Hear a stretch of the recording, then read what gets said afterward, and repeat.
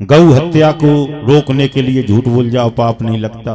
ब्रह्म हत्या के लिए, धन हरण का समय आ गया हो, मरने का समय आ गया हो, माता बहनों से कोई बात छुपाना हो, नहीं माता बहनें बहुत काम करने में आगे होती हैं, इसीलिए कोई बात छुपाना हो, जैसे कहीं कोई बड़ा बूढ़ा चला जाए तो माता बहनों से तुरंत मत कहो, नहीं वो वहीं से रोना प्रारंभ कर देंगे।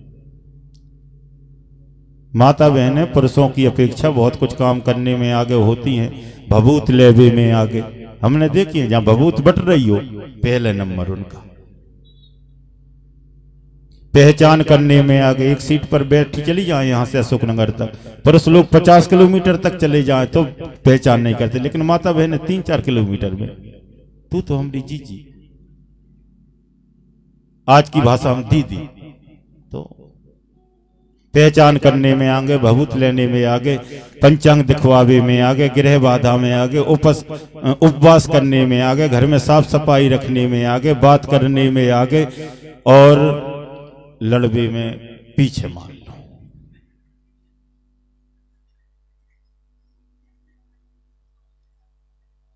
रोबे में आगे, कहीं कोई पधार जाए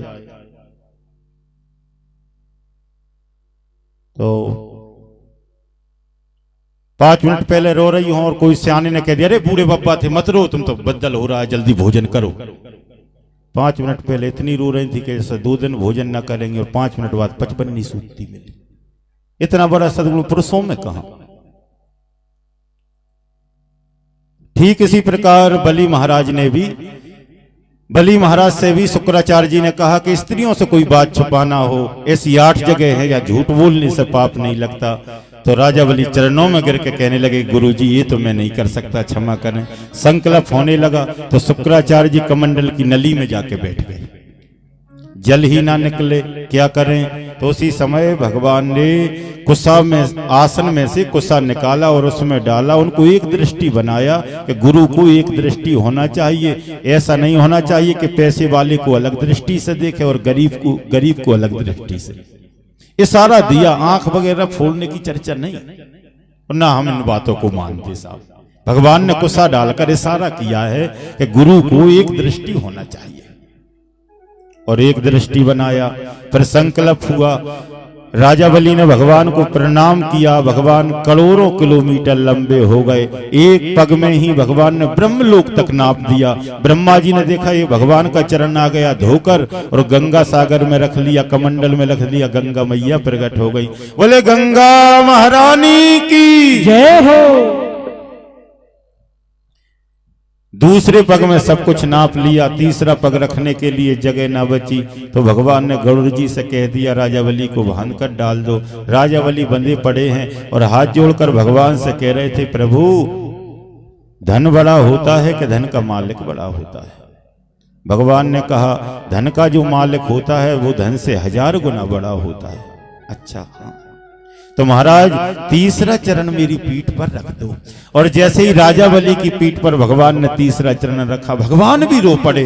भगवान कहने लगे बारे राजा बलि मैं तो तुम्हें छलने आया था, लेकिन तुमने तो मुझे छल लिया। भगवान कहते हैं कुछ मांगो, 3 लोक जो मैंने तुम्हारे नापे हैं वो भी वापस दे दूंगा अगर तुम कहो तो। राजा बलि कहने लगे प्रभु जो हम दान में देते हैं ऐसे लोगों में से नहीं है कि वापस ले ले, तो चाहिए क्या। तो कहते हैं हमको तो मुरली वाले श्याम चाहिए, हमको तो मुरली वाले श्याम चाहिए। हाँ हमको तो मुरली वाला श्याम चाहिए, हमको तो मुरली वाला श्याम चाहिए। अर्थ चाहिए। राजा बलि कहने लगे जरूरत नहीं। मोक्ष चाहिए कि उसकी भी जरूरत नहीं, तो चाहिए क्या। भगवान कहते हैं राजा बलि बोले हमको तो मुरली वाले हमको तो मुरली वाले श्याम चाहिए। हमको तो मुरली वाले श्याम चाहिए, हमको तो मुरली वाले श्याम चाहिए।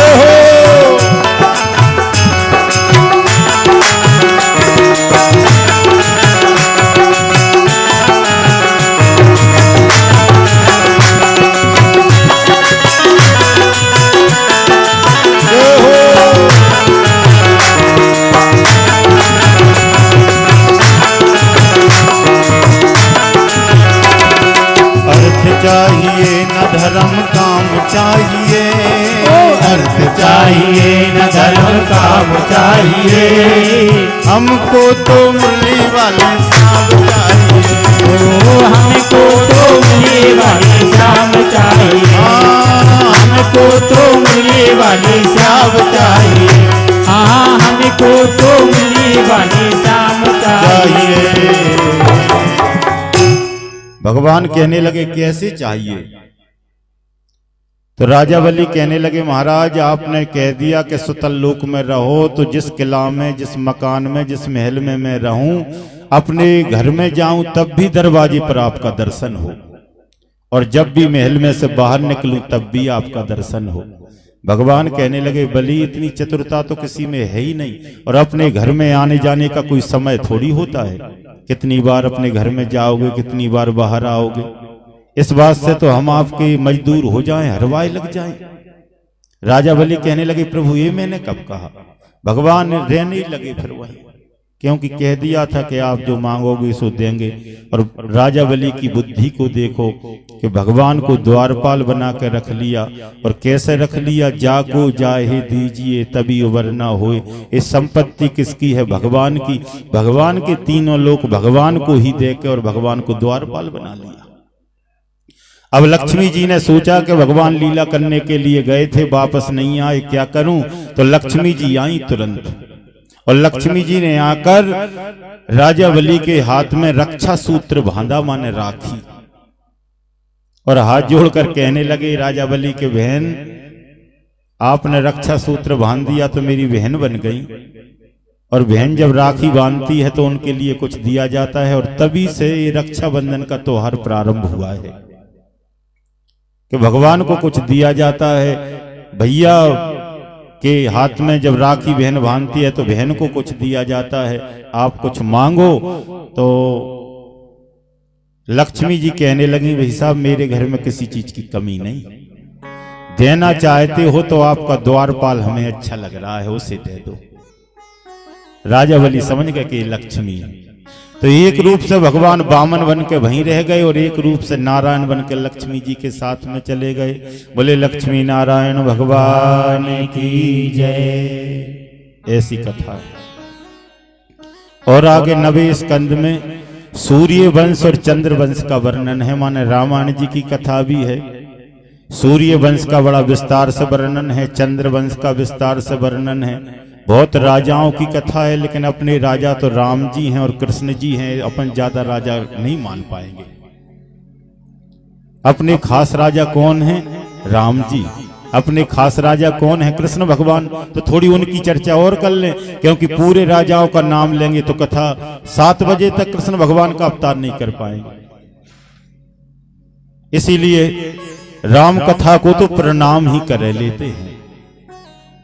राम कथा भागवत जी में 1.5 अध्याय में लिखी है व्यास जी महाराज ने, लेकिन राम कथा बहुत संक्षिप्त में है। भागवत जी में वर्णन है सूर्य वंश का, लेकिन सूर्य वंश रघुवंश कैसे हो गया इस पर थोड़ी जरूर विस्तार से चर्चा कर लेते हैं।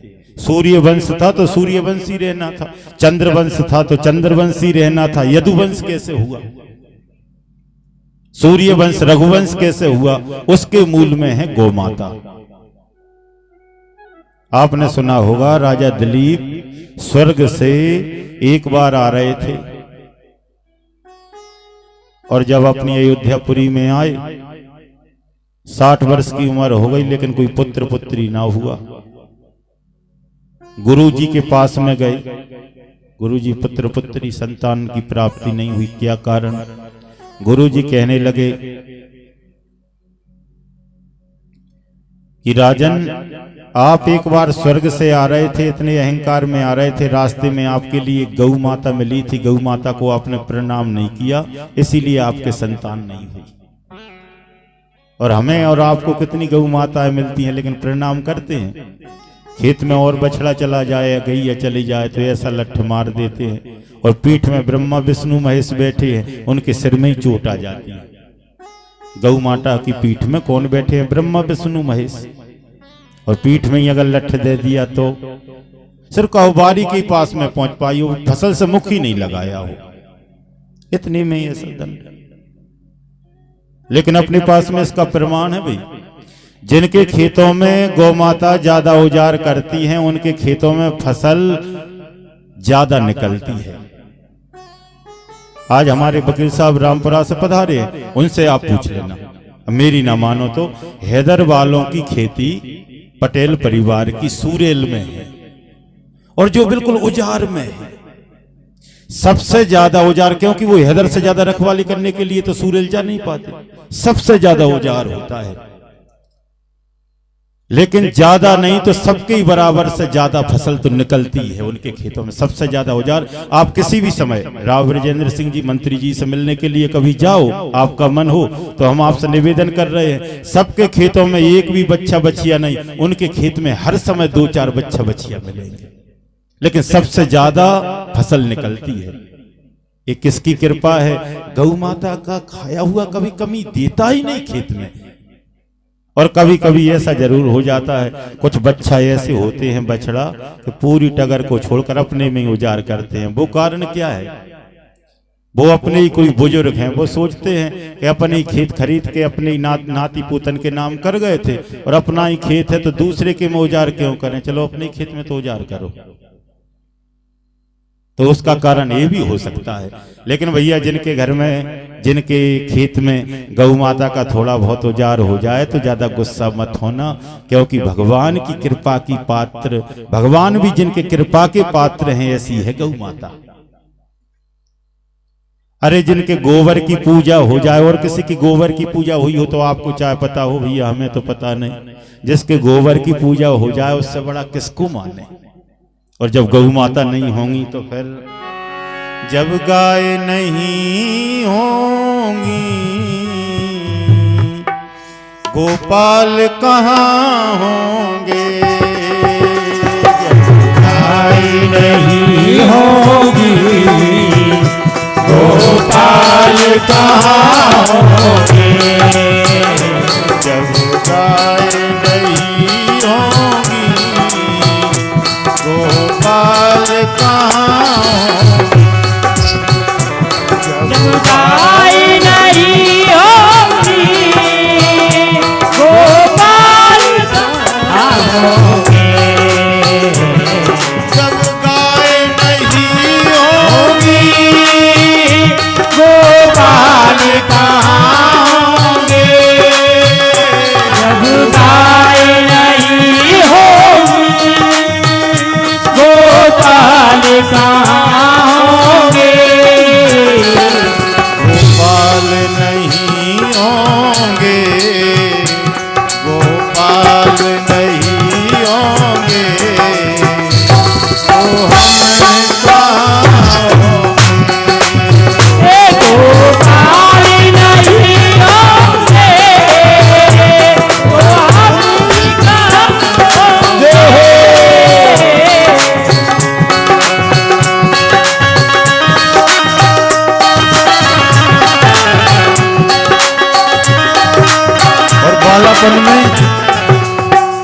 बालापन में भगवान गौओं को चराते थे, और गौ सेवा करने से ही गोपाल कहते थे। और जब गौएं ना रहेंगी, बाजारों में छोड़ते जाएंगे, एक्सीडेंट से मरती रहेंगी, जंगलों में छोड़ते जाएंगे, भूख से मरती रहेंगी, तो भगवान मिलने वाले नहीं। कैसे भगवान को मुख बता पाएंगे? जब गाय नहीं होगी गोपाल कहाँ होंगे, गाय नहीं होगी गोपाल कहाँ होंगे, गाय नहीं होगी गोपाल कहाँ होंगे।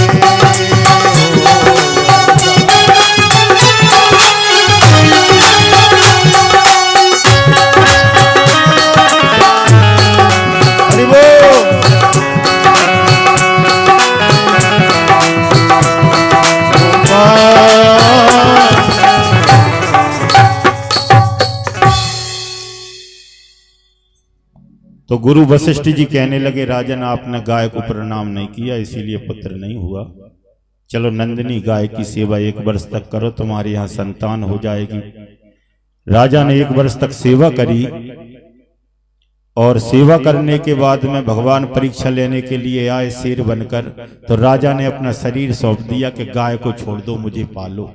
भगवान प्रसन्न हो गए कि बहुत सुंदर आपके यहाँ पुत्र होगा। तब रघु जी हुए। इसीलिए सूर्य वंश रघुवंश से प्रारंभ हो गया, क्योंकि गौ माता की कृपा से हुए थे। और गौ माता की कृपा से ही तो गोत्र बदलते हैं। नहीं हम चाहते होशियार हो जाते, ज्यादा पैसे वाले होते, अपने नाम से गोत्र बना देते। गोत्र किसके नाम से? जिसने इस जीवन में 13 लाख गायों का सम्मान किया है, स्वागत किया है, 13 लाख गायों को जीवन में लाया है, स्वागत किया है, उनकी सेवा करी है, उनके नाम से ही गोत्र प्रारंभ होगा। तो इसीलिए गौ माता की कृपा से ये हुआ। ऐसे ही यदु जी भी गौ माता की कृपा से उत्पन्न हुए थे। वो कथा भी बहुत विस्तार से है, लेकिन ज्यादा विस्तार से कथा तो उन लोगों के लिए सुनाई जाती है जिन्होंने कभी कथा नहीं सुनी। आपके कोलुआ में, हापा खेरी में, बरोदिया में, आसपास के गांव में कथाएं होती रहती हैं, तो ज्यादा विस्तार करने की जरूरत ही नहीं है।